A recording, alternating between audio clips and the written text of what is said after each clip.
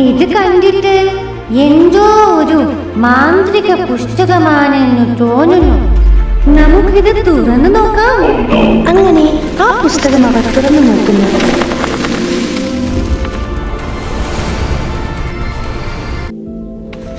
പുസ്തകത്തിന്റെ താളുകൾ മറിഞ്ഞപ്പോൾ നമ്മുടെ മുന്നിൽ തുറന്നു കാണപ്പെട്ടത് അത്ഭുതങ്ങളുടെ ഒരു ലോകമാണ്.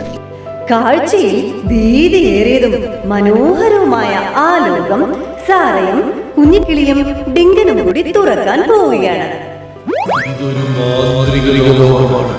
നിങ്ങൾക്ക് ഇവിടേക്ക് സ്വാഗതം. ഇത് കൊള്ളാമല്ലോ. അതെ, പക്ഷേ എനിക്കൊന്നും മനസ്സിലാവുന്നില്ല.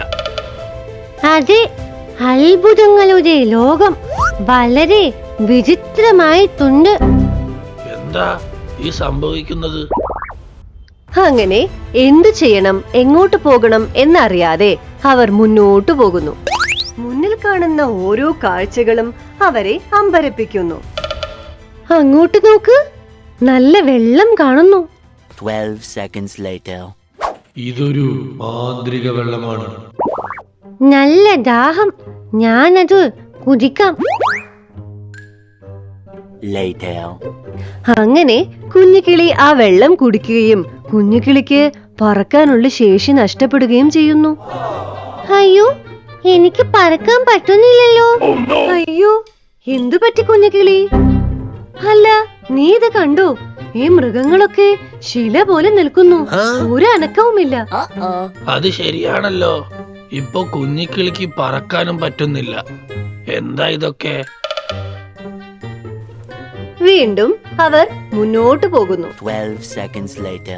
ഇതെന്താ ഈ വഴിയിൽ മുഴുവൻ വിളക്കുകൾ ഇങ്ങനെ കാണുന്നത്? പകൽ രാത്രി പോലെ ഉണ്ടല്ലോ.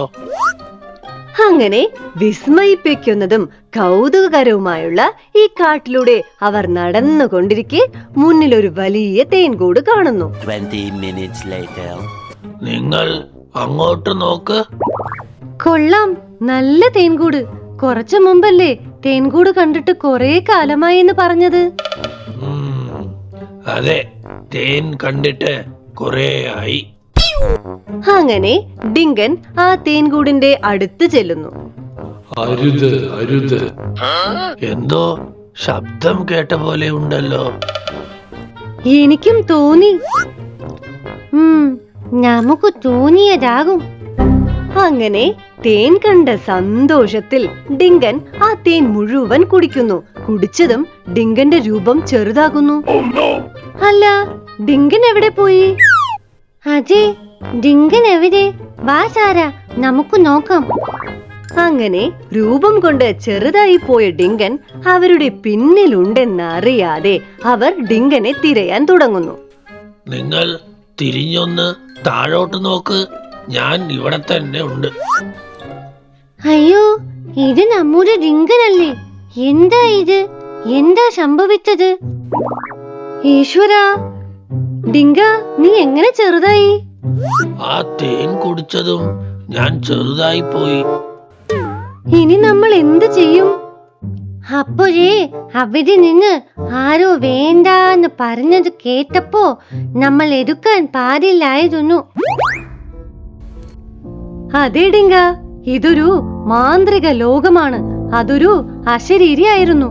ഇനിയിപ്പോ എന്തു ചെയ്യും, അത് പറ. വിഷമിക്കണ്ട, ഇതിന് വല്ല പരിഹാരവും കാണും. നമുക്ക് കണ്ടുപിടിക്കാം.